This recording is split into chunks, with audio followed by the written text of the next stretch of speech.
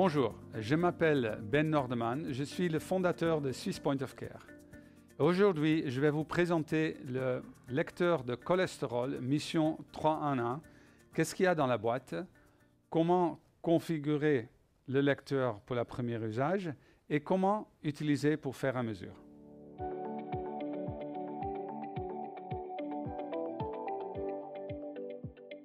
Dans la boîte du lecteur, il y a bien sûr le lecteur de cholestérol Mission 311, il y a la bandelette de contrôle et il y a les piles. Il y a aussi un manuel d'utilisateur et une carte de garantie avec laquelle tu peux visiter notre site internet pour activer la garantie et aussi obtenir un code de 5 € de rabat pour acheter des bandelettes de test. Ici, on a la petite boîte et dans cette boîte, il y a tout ce que tu en as besoin pour faire 5 tests. Il y a les lancettes, ce sont des lancettes de sécurité, ils sont roses et bleus pour se piquer le doigt. Il y a les tubes capillaires ou les capillaires pour recueillir le sang. Et il y a les bandelettes de test de cholestérol Mission 311 qui sont tous dans leur poche individuelle. Et bien sûr, la fiche technique ou le mot d'emploi avec toutes les informations détaillées techniques sur la Mission 311 cholestérol.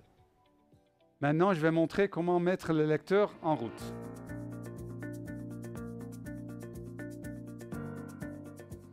D'abord, insérez les piles. Tournez le lecteur, ouvrez le compartiment et mettre les piles. Important, chaque pile est enrobée d'un petit plastique, ce qu'il faut enlever. Et regardez bien en le mettant que le plus et le minus sont bien corrects. Il y a 1, 2, 3, 4 piles à mettre et après fermer avec le couvercle. Maintenant, le lecteur marche. On voit l'année 2023. On peut confirmer avec la touche du milieu. Après, c'est le mois. Il est maintenant juin. Alors, je dois le changer en appuyant sur la touche de gauche pour juin. Confirmer avec la touche au milieu. Le jour, le day. Maintenant, aujourd'hui, c'est le 25. Alors, je vais appuyer jusqu'à atteindre le 25 et je confirme. L'heure, 11 h. Je confirme avec la touche du milieu.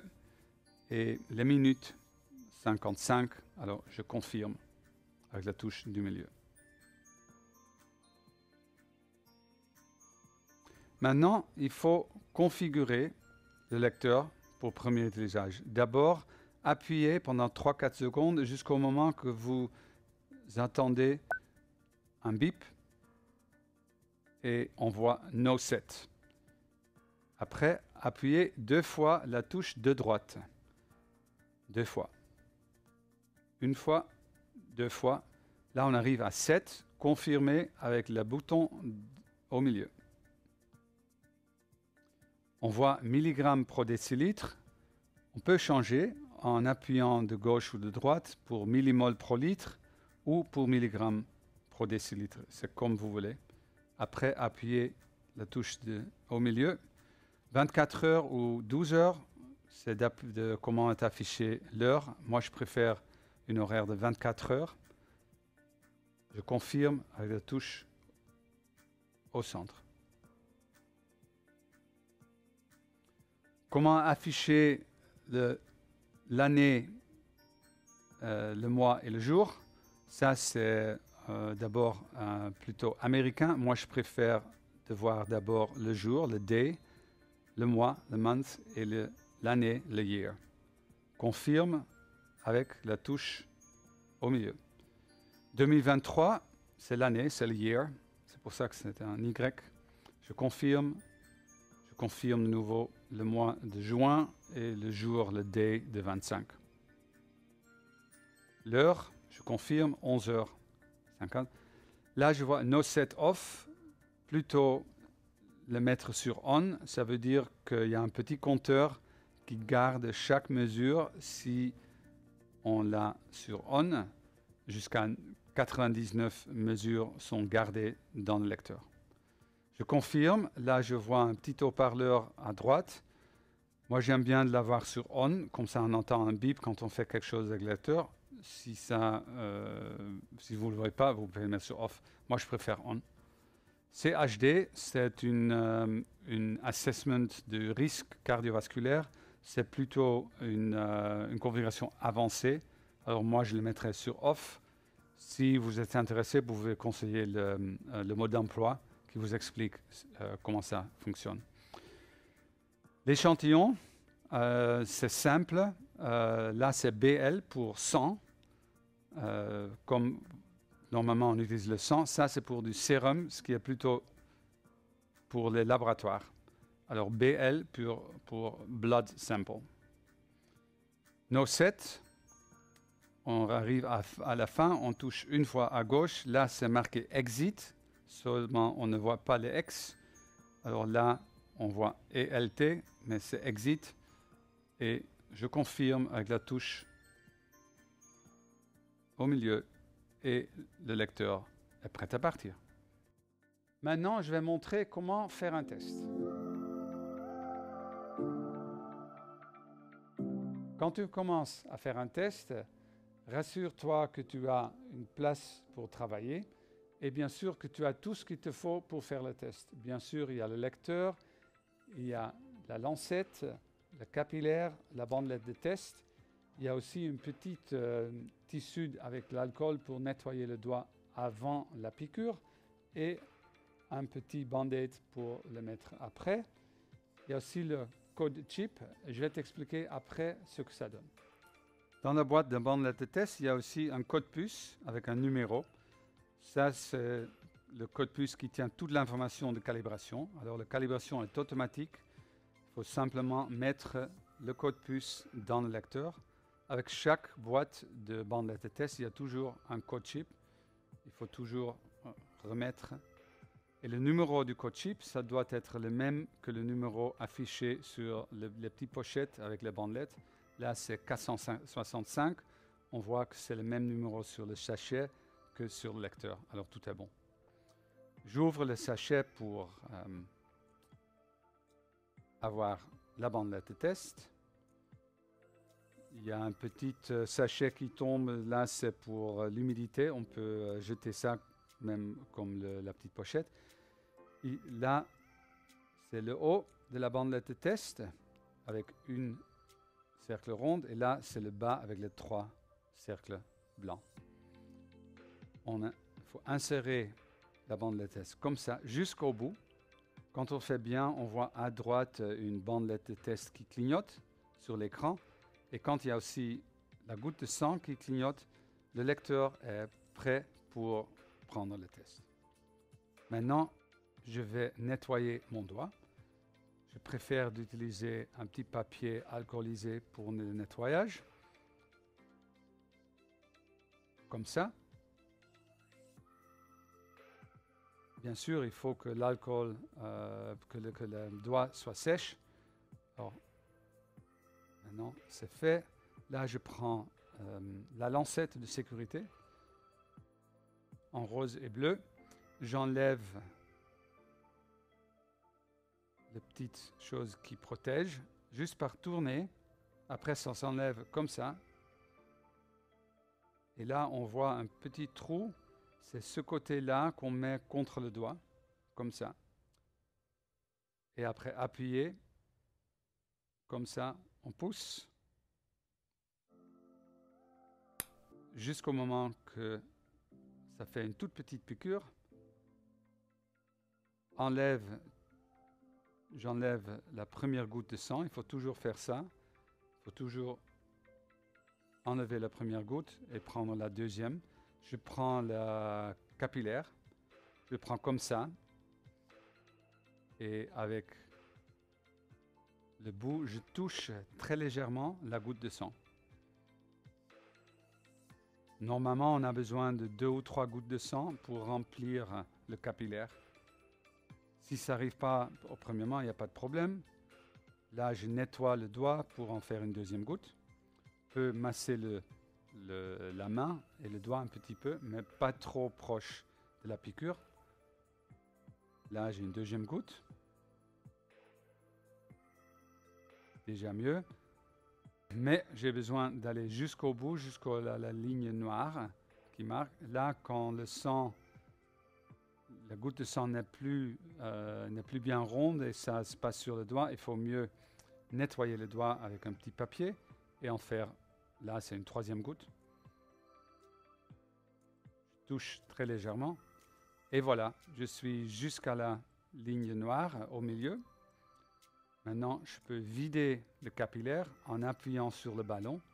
Garder le ballon bien appuyé jusqu'à la fin, jusqu'au bout. Et maintenant, après à peu près une minute, on voit les résultats. Ça, c'est le cholestérol total. Après, j'appuie sur la touche droite pour avoir le HDL. Je peux appuyer encore une fois pour obtenir le triglycéride.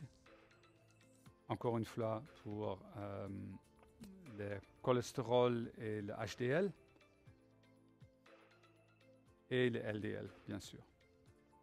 En appuyant sur la gauche, je peux voir les autres mesures. Je vois aussi B01, ça c'est la première mesure. Alors je répète, avant que tu commences, un endroit bien propre avec tout ce qu'il te faut bien préparé. Après, un tissu à alcool pour nettoyer le doigt. Rassure-toi que le doigt soit séché avant de commencer. Quand tu mets la bandelette de test dans le lecteur, il faut attendre que la goutte de sang commence à clignoter. S'il n'y a pas de goutte de sang qui clignote, on ne peut pas faire un test. La lancette de sécurité, toujours ici à la côté et pas là parce que là ça fait mal, et toujours le faire sur la côté. Le capillaire, gardez-le bien comme ça et touchez gentiment la goutte de sang. Important, la première goutte de sang, toujours nettoyer avec un tissu et toujours prendre la deuxième goutte de sang. Il faut plusieurs gouttes de sang pour remplir jusqu'à la ligne noire.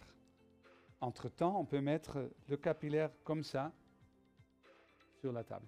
Quand on a bien rempli jusqu'à la petite ligne noire et en appuyant sur le petit ballon, là, on vide le capillaire en une fois sur la bandelette de test. Important, gardez bien appuyé, éloignez le capillaire du lecteur et maintenant tu peux lâcher. Parce que sinon, ça risque le sang qui rentre dans le capillaire. Maintenant, je vais répondre à questions posées souvent. Erreur E5.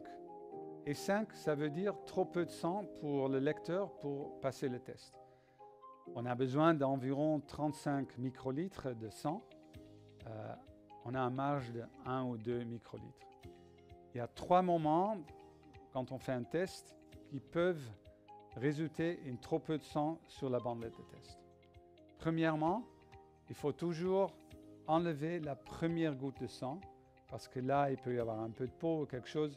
Alors, il faut toujours enlever et toujours commencer avec la deuxième goutte. Rassure-toi que la goutte soit toujours bien ronde quand tu le prends avec le capillaire. Prends le capillaire comme ça, mettre-le comme ça contre le doigt. Si à bout d'un moment le sang commence à couler, alors n'est plus bien ronde mais commence à couler, il faut nettoyer le doigt et faire une deuxième ou troisième goutte de sang pour bien prendre. Troisième cause, si on vide le capillaire, il faut bien appuyer en une fois, garder le capillaire comme ça, enlever toujours en appuyant et maintenant tu peux lâcher. Si tu lâches trop tôt, il y a le risque que le sang re-entre dans le capillaire et là on peut avoir une erreur E5. Erreur E6, ça veut dire que les bandelettes de test sont en dehors de leur date de l'expiration. Tu peux vérifier ça parce qu'il y a toujours ici dans cet endroit blanc, il y a une date EXP, expiration. Si la date est passée, tu ne peux plus utiliser les bandelettes de test. Si jamais les bandelettes de test sont toujours bien dans leur date, tu peux vérifier dans l'appareil dans le menu Setup. Quand le lecteur n'affiche pas les valeurs pour le LDL ou pour le taux de cholestérol, c'est-à-dire on ne voit que les tirets sur l'écran. Le lecteur de cholestérol mission 3 en 1 mesure 3 valeurs. C'est pour ça que ça s'appelle mission 3 en 1. 3 valeurs mesurées avec une bandelette de test, c'est-à-dire le cholestérol, alors le cholestérol total, le HDL, cholestérol, et les triglycérides. Avec ces trois valeurs, les autres deux, alors le taux de cholestérol et de LDL, sont calculés. Si une de ces trois valeurs mesurées sont en dehors de leur piège, la calculation pour les valeurs LDL et le taux de cholestérol n'est pas faite par le lecteur. On peut le faire soi-même avec la formule qui t'explique comment le faire.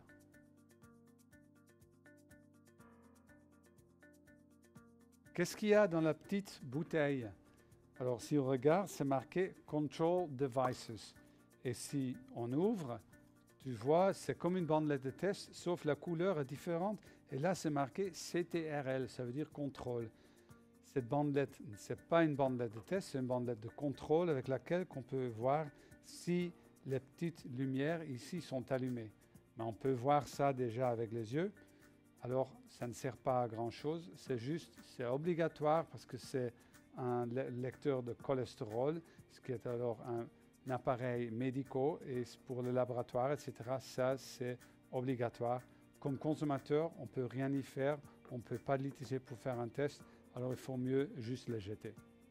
Merci d'avoir regardé cette vidéo. S'il te plaît, donne-nous un like en dessous de la vidéo. Nous sommes là pour t'aider. Swiss Point of Care est là pour t'aider avec la santé métabolique. On fait ça avec nos lecteurs, pas seulement de cholestérol, mais aussi de glycémie, etc. Et sur notre site internet, tu vas trouver plein d'informations importantes pour supporter ta santé métabolique. Merci et au revoir.